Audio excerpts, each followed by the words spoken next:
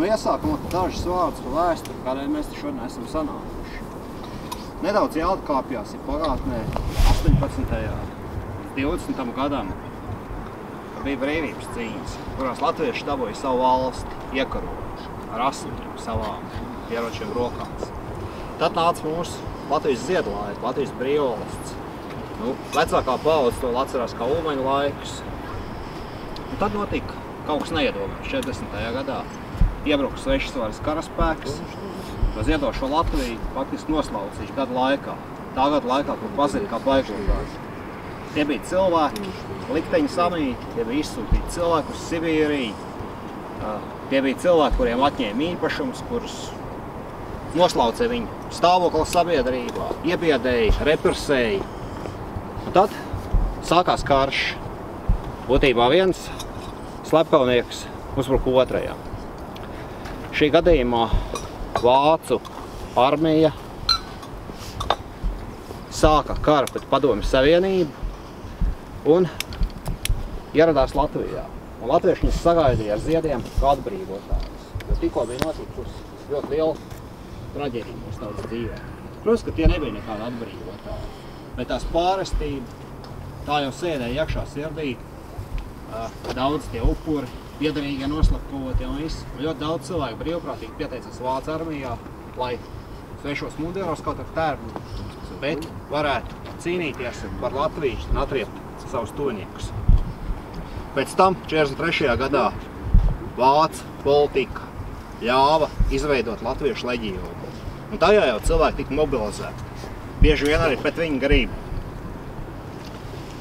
Tad karš beidzās, kā mēs zinām, 45. gadā, un Padomju armija atkal atgriezās. Daudz leģionāri izvēlējās nevis nolikt ieročus, bet turpināt cīņu jau nacionālo partizāņu rindās. Nu, ko es gribu kopumā pateikt? Latviešu leģionā kopumā bija iesaistīts vismaz 100 000 latviešu cilvēku. Tas ir faktiski jebkurā ģimenē ir tuvākos vai tālākos rados kāds leģionārs. Un tāpēc mums tas ir ļoti svarīgi. Es arī esmu izaudzis savu bērnību, atceros tagadējos leģionārus, kas ir jau faktiski pēdējie daži simti palikuši Latvijā. Manā bērnībā tie vēl bija tādi braši, sirmgalvi, sparīgi, kas es viņus atceros no ģimenes viesībām, no sarīkojuma, no viss. Pēc tam es iepazinos ar viņiem daudziem, kad viņiem vēl bija tāda deksma un entuziasms. Es zinu, kāds viņiem gars bija iekšā. Un kāds latviskums. Un tā es negribot, es tā padomāju par to paudžu jautājumu. Savulaik es skatījos filmu Strēlnieku zvaigznājus, kurā bija pēdējie strēlnieki, 80, 90 gadus vecīši, ar štokiem, kas gāja. Tie bija 80. gadi. Strēlnieki, brīvības cīnītāji paudze, viņiem arī bija iekšā tas latviskais gars, tā drosme, viņi bija izgājuši cīņas, un viņi ļāva rasties jau leģionāru paudzei. Pēc tam leģionāru paudze, šie sirmgalvi savukārt ļāva rasties tiem cilvēkiem, kas aizstāja trešo atmodi.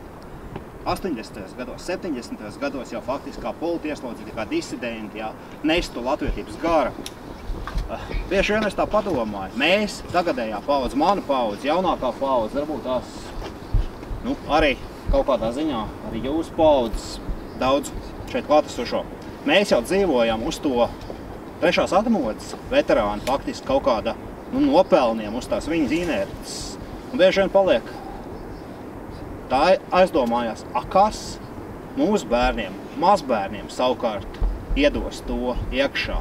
Tas viss ir atkarīgs tikai no mums, cik mēs būsim, cik mēs spēsim viņiem to piemēru rādīt, tā kā mums to ir rādījuši iepriekšējās paudzes. Un par to es aicinu šajā dienā ar aizdomāties, godinot leģionārus. Dievs svētī Latviju! Es negribēju tam mani filmē, bet es jums gribu pateikt, es esmu leģionāra meita. Mazdēls? Mazdēls, bet es esmu drusku tuvāk. Jā.